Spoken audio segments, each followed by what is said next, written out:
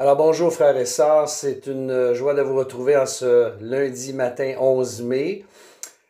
Ça donne que c'est mon anniversaire aujourd'hui et je remercie Dieu pour sa fidélité dans ma vie depuis depuis plus de 44 ans maintenant que j'ai eu le privilège d'entendre l'Évangile et de venir à lui. J'avais à peine, j'étais pour avoir 19 ans, juste avant mes 19 ans.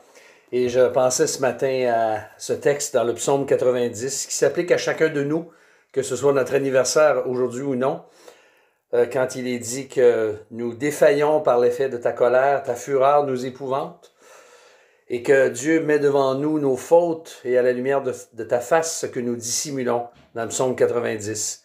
Car tous nos jours déclinent par ton courroux. Nous voyons nos années s'achever comme un murmure. Le nombre de nos années s'élève à 70 ans. Donc, Dieu voulant, il m'en reste encore quelques-unes. Et si nous sommes vigoureux, à 80 ans. Et leur agitation n'est que peine et misère. Car cela passe vite, et nous nous envolons. Qui reconnaît la force de ta colère et ton courroux selon la crainte qui t'est due? Enseigne-nous ainsi à compter nos jours, afin que nous conduisions notre cœur avec sagesse.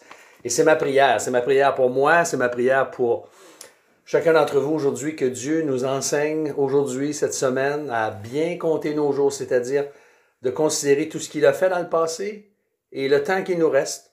On ne sait pas combien de temps il nous reste dans notre vie, mais c'est une joie de savoir que la grâce de Dieu sera au rendez-vous et qu'il veut qu'on puisse maximiser, qu'on puisse grandir, qu'on puisse être encore plus fructueux pour lui, qu'on puisse être une plus grande bénédiction pour les autres en vieillissant et en étant de plus en plus près de l'éternité.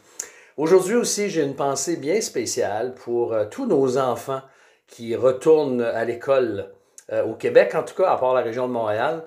Je suis sûr qu'il y a beaucoup d'anticipation, d'appréhension aussi, de crainte chez les parents, peut-être, ou de questionnement. Je pense aux professeurs aussi qui vont avoir à tout gérer ça. Alors, j'aimerais qu'on puisse prier pour les professeurs, les enfants et chacun de nous en cette journée, que Dieu puisse nous fortifier et nous garder. Alors, prions ensemble. Notre Père, notre Dieu, nous voulons te remercier aujourd'hui pour la grâce de pouvoir te connaître. Je veux te remercier pour ton œuvre dans ma vie, pour ta bénédiction dans ma vie, Seigneur. Je suis tellement béni de te connaître.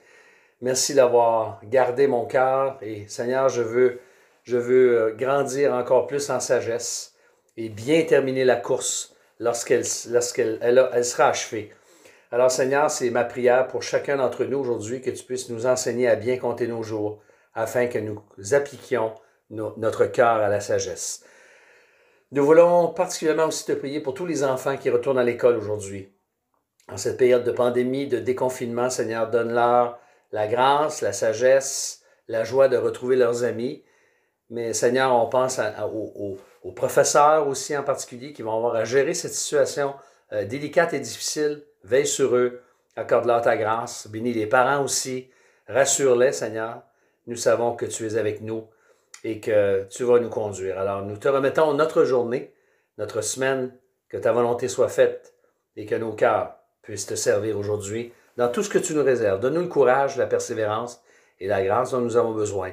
Au nom précieux du Seigneur Jésus-Christ. Amen. Alors, frères et sœurs, je vous souhaite une excellente journée, une bonne semaine, que Dieu vous garde, vous fortifie, vous encourage. Et puis, on se retrouve un peu plus tard cette semaine. Bonne journée.